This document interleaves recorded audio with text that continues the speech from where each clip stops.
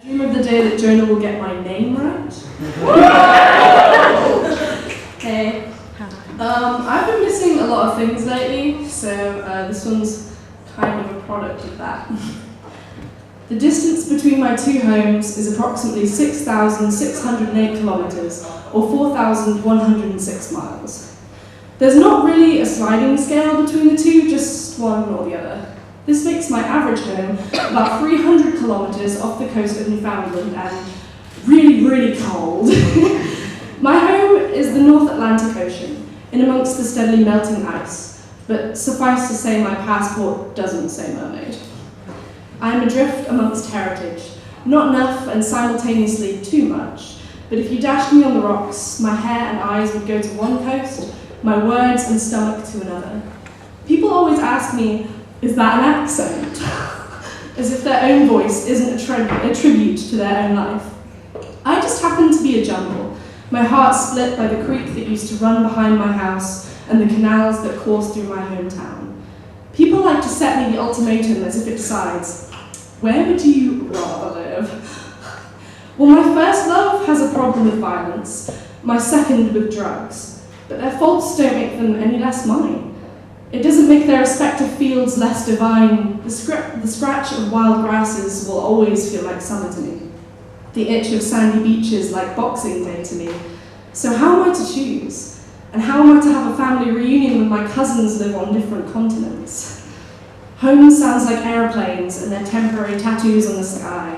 Home sounds like an ice cream van that never stops on my street. It smells of hay and fur and macaroni cheese. It's footsteps down the hallway that resound through the years so I can identify them by the speed at which they take the stairs. The sound of porch doors slammings, always slamming, that feels as much as it is heard. It feels like the chirp of cicadas, the slosh of waves, the crick of pine needles and the crunch of autumn leaves, and it is all in me. My home is my own pendulous heart, swinging from country to country. It overflows with love for bug spray, for sunscreen, for somebody else's deodorant and somebody else's fabric softener, for warm, dry laundry smell and for hot, wet dishwasher smell, for rainy earth which smells the same everywhere, for sunlight which looks different everywhere, and for the skies that unite me pole to pole, for the memories that reside within me and tell me welcome home. It's carved into my bones and set into my marrow, made in America with English parts.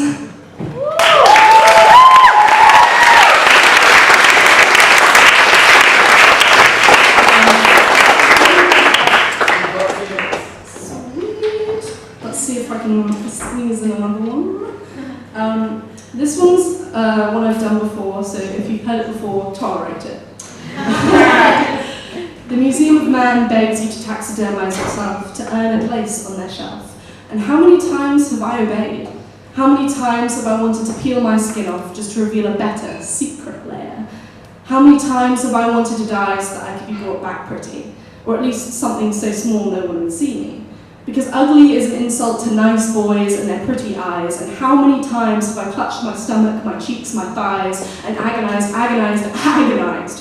to no avail? How many times will I run and dream not of the Olympics, but of legs that don't jiggle with every step? I wish I was allowed to be gross. All I want is to be publicly disgusting. I want to be greasy and stinky and spotty and sweaty because, God, I'm sick of being sterile and sexy.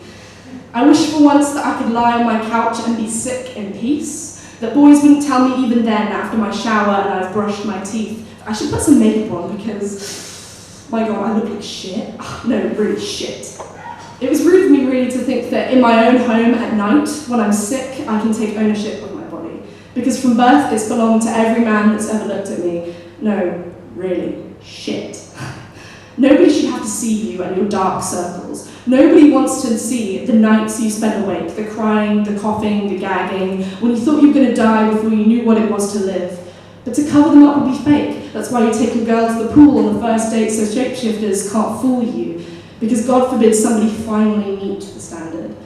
I've worn makeup almost every day since I was 11. It was sold to me under the guise of self-expression, but it's only ever been self-oppression. Trying to scribble out me to play at someone worth loving. They told me shackles meant freedom, but there's no such thing as war paint when the war is on yourself. Anything to keep the self-hatred at bay, anything to be someone else's bay. It would be worth the price I pay if it meant that I was loved, but even the boy I trust tells me I'm getting fat and that he's worried. As if this isn't the only shell that I have. As if I'm not worried, as if my body, like a prison wall, doesn't bear the tally marks of all the time I've wasted at nights.